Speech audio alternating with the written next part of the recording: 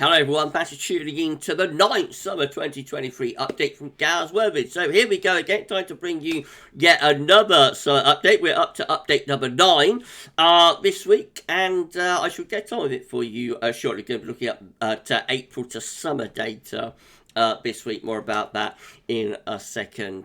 So we're just saying that first video sales are 16 UK web forecast, got 10 to 14 day coming to you later on today as well. Please like, share and subscribe on the video. Thank you so much everybody for doing that for GavsWeatherVids. Thank you so much to Richard, the amazing summer updates gift. Thank you so much, Rich. That's incredible. I love it.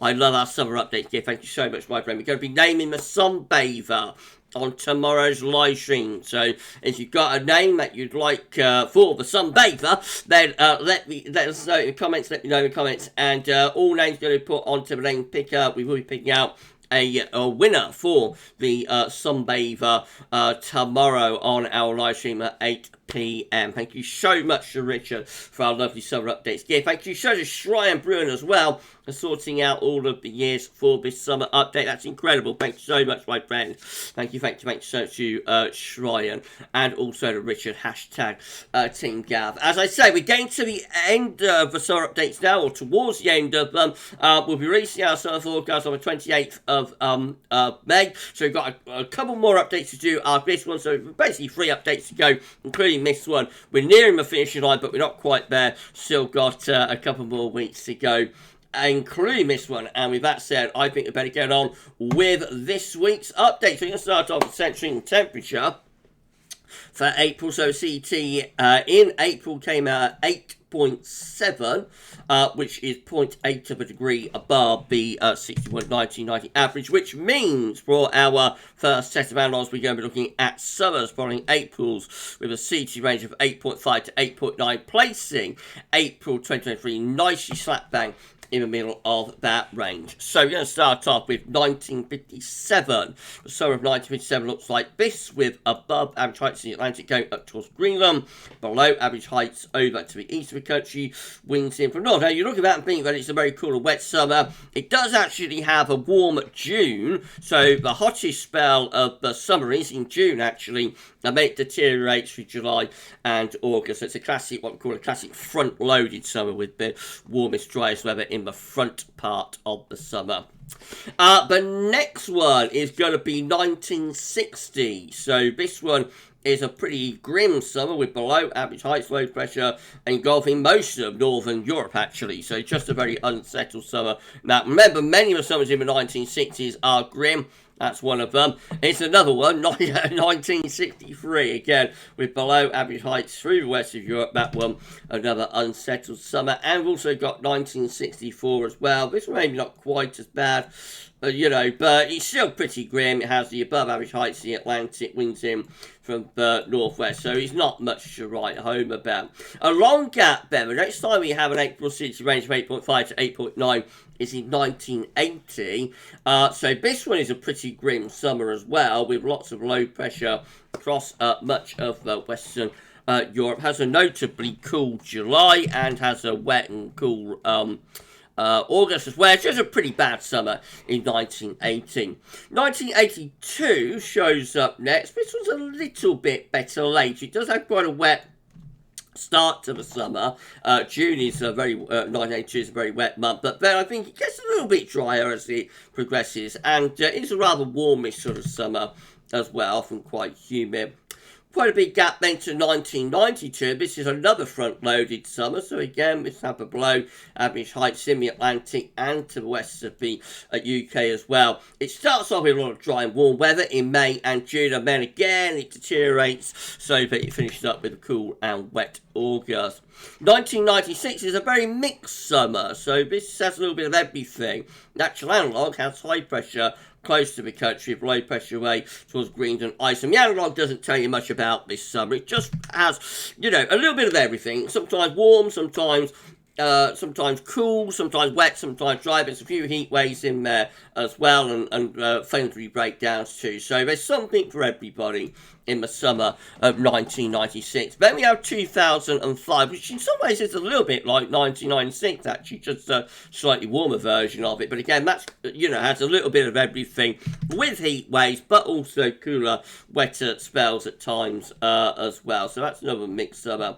This is probably our first sort of majorly hot summer. This is 2006, following April CT range of 8.5 to 8.9. This with a lot of high pressure from the Atlantic into Western and Northern Europe. This has a very hot June and July combination, and then it sort of deteriorates as we get into August and turns a little bit cooler, but still quite warm and more unsettled in August as well. But that is a hot summer that we have in 2006, a classic hot one. And then the last year is actually 2010, with an April CT range of 8.5 to 8.9. This is another front-loaded summer. So again, this had the warmest, driest weather of the summer through June into early July. Then through July, it deteriorates, gradually gets more unsettled, culminating in what turns out to be quite a cool and wet August that we have in 2010.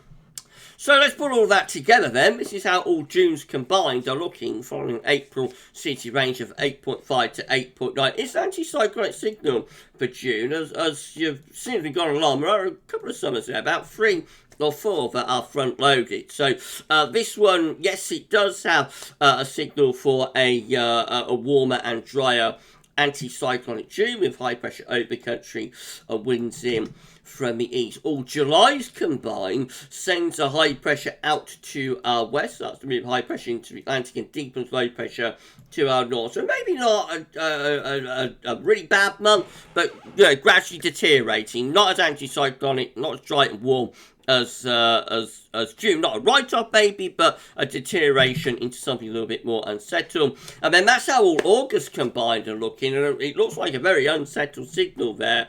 A cool and wet in August with low pressure over and to the east of the country, and winds tend to be coming in off them from a north or a northeast direction. So clearly there is a deterioration going on from high pressure in June to low pressure in August with these April CT summers. All summers combined look like that. It probably doesn't tell you all that much, but this is how all summers combined are looking for an April CT range of 8.5 to 8.9. We tend to get high pressure out to our west, low pressure tending to be over to the east of the country, often bringing the wind in from like a northerly or northeasty type direction.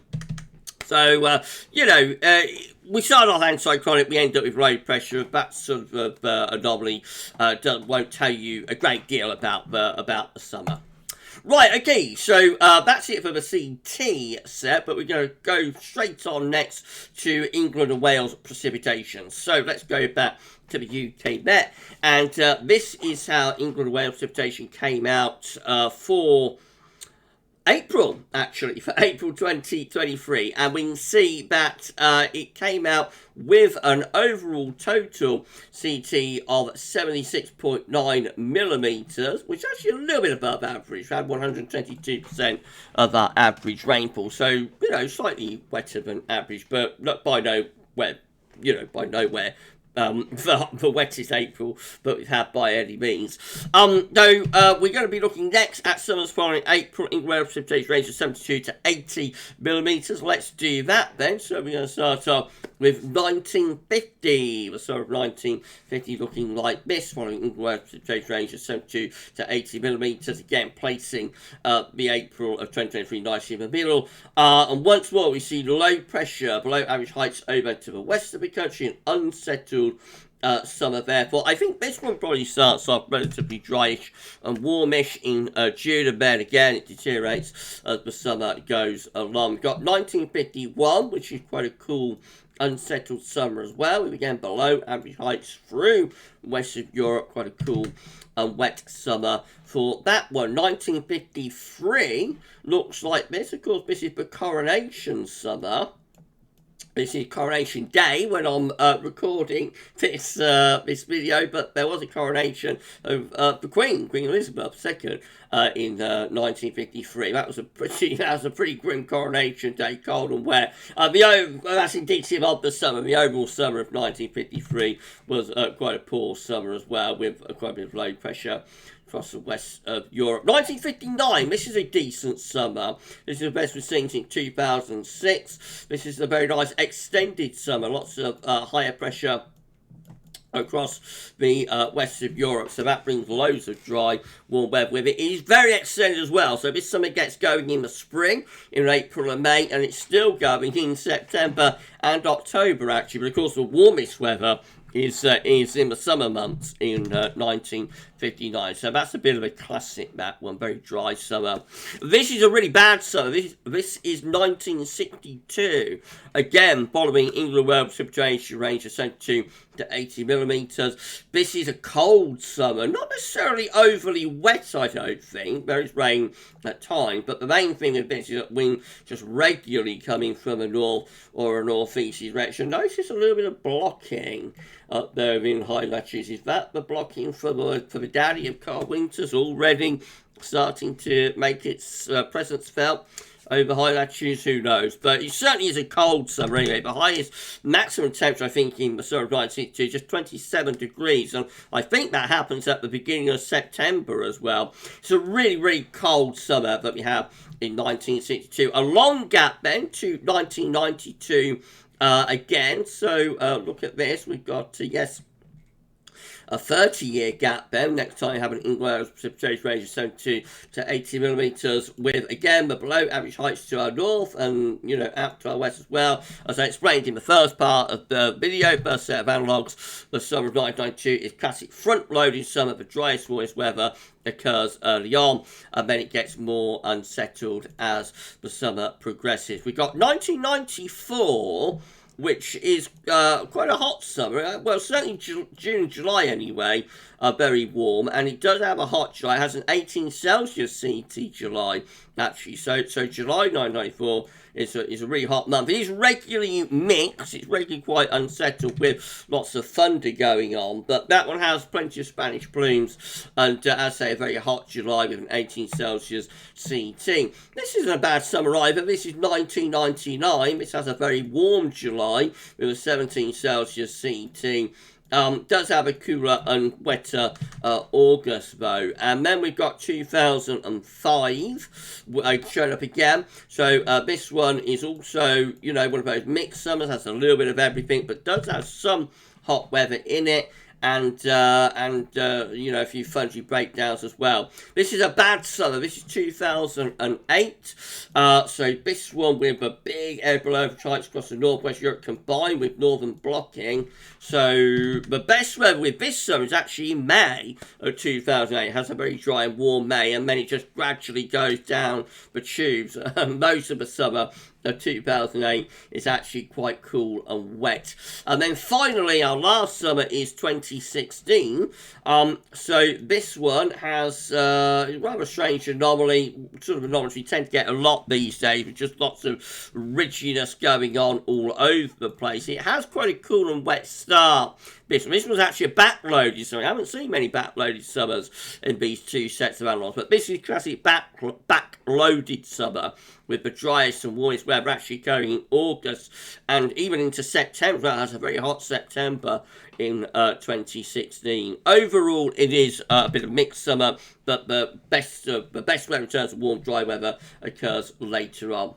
Right, let's just put all that together then, and then we're done. So this is how all Junes combined are looking, following an England Wales precipitation range of 72 to 80 millimetres. Again, a bit of anticyclonic signal for the June. Some higher pressure close to the UK, lower pressure away to the north, so you could envisage there's quite a bit of dry and relatively warm weather on offer with those Junes. All Julys combine, much more, towards lower pressure actually, so hinting at things turning more unsettled perhaps with both Julys, and then that culminates in what looks like a very unsettled August. So how interesting that both sets of analogues kind of hint at a front-loaded summer, kind of have the best of the driest, warmest weather in the earlier part of the summer in June, deterioration in July, and then into that very unsettled, cool and wet-looking pattern for August. And it's interesting that both the April sets, are indicating that. How strange.